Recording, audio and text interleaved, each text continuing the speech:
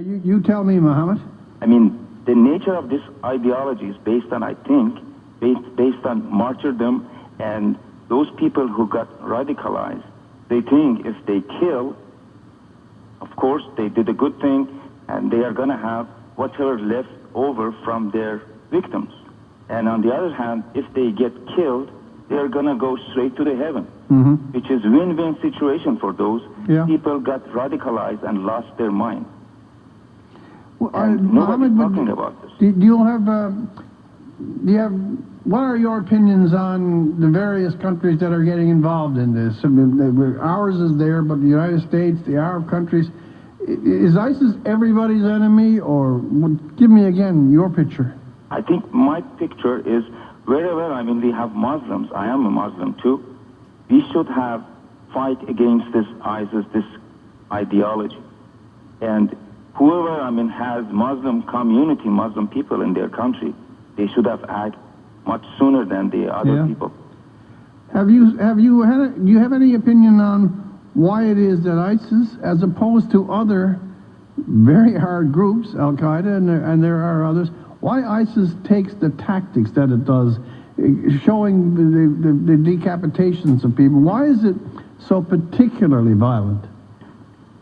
I think if we go back like 1,200 years ago, that is the way, I mean, what's happening with the countries and areas were captured by Muslims. They are going back to the root. So in their minds, it's a different conflict than it is in the minds of other people. Yeah, they are just trying to go back the way the Islam, I mean, generated and started getting bigger and bigger. We don't want to have, or I don't want to have, and I think nobody wants to have something like what happened in September 11th in any country to happen. And those people who committed that crimes and killed thousands of innocent people, they lived in the United States. They didn't come from other places. I just want to say that I support the government in the role that they've taken. It's not one we like. It's not one we wish we have to, but I do believe that we have, as a culture, as a society, a moral obligation to stand with those and to fight for those that are under the immediate danger of ISIS, and to do what we can. And I think for a group like this that knows no answer other than complete domination of those that they're up against, I mean, obviously you can't appease them. You're not going to be able to make peace with them. To make peace with them is for them to have domination. And it's for them to set people afire in cages and bury people in pits and shoot people by the 200 batches. Or convert to their way. And so we learned I would think that we learned enough as a world that appeasement didn't work with Hitler, and appeasement won't work with them. And it's not something we want to be doing, but I do think it's a necessity for us at this time. I do believe that there will be a time when we do have to move with some humanitarian aid and to be there to help rebuild. Well, there is. It's been overlooked a bit, and again, it's just official. Everyone knows it. There is humanitarian, and I believe the figure quoted was 67 million so far, but there are other countries as well. So it's not one prong.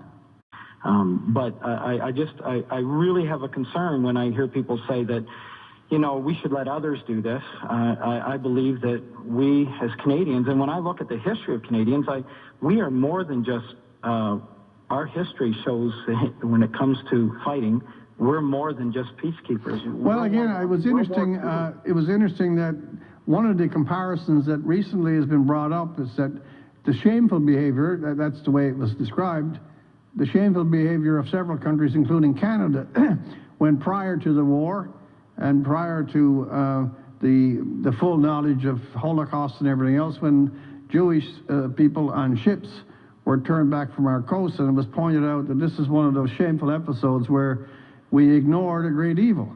I'm not saying it's the same thing, and I'm really not. But nonetheless, there is an evil, and we are aware. So should we just walk by? No, and I think we need to do it. And I think we have been known. We've had some failures in the past. We've had some great successes in the past where we've stepped up. And I believe this is one of these times when we, not just us, but all the other countries that are stepping up to say, we can't sit idly by. We can't allow this to grow. We can't allow it to get larger footholds in the countries that it is, and we can't allow it to enlarge itself within our own borders. And for anybody to think that ISIS doesn't have its eyes on the rest of the world is pretty naive, because this isn't, I mean, this is a religious movement. I know someone said earlier on the show that this has nothing to do with religion. Oh, that's nonsense. It is pure and simple. Absolutely everything to do with religion. Of course it does. And so, and on their mindset is, we make the world come to be what we are, or we annihilate them. And so we better stop it there before it gets too bad here. Well, Jody, I do appreciate your call. Thank you very much, sir. Dana Pack in Fredericton has written, as a responsible citizen of the world, we have no choice but to be actively involved. This is battle like the world hasn't seen since the Nazis in World War II.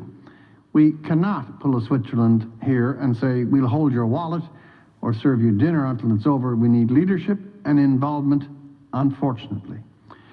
Brian Reed in Nelson, BC. As we have seen down through history, when we intervene to stop a radical group in the Middle East, we leave before assisting that country to set up a strong order of law, justice system, and policing. And because of that, we have seen these countries erupt in civil war amongst minority groups. What do we expect here? If we intervene and quieten ISIS, but do not assist in setting up a stable society, can we expect the emergence of another radical group? Ellen Morrow in Toronto. Unless I misunderstood, ISIS wants to create a caliphate as a basis for genocide. How can we stand by? Our 6 CF-18s are a drop in the ocean. We don't have the latest technology.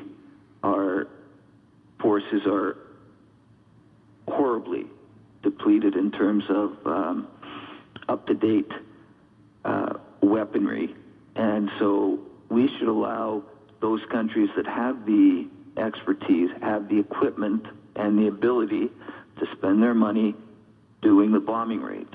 We should be taking that $150 million that we just spent in 6 months, really and truthfully working with the forces that are fighting on the ground. Because everybody from the Americans to the Australians down under agree that this isn't going to be won by airstrikes alone. Actually, you're the first person to give real stress to that particular, that one point that it has to happen.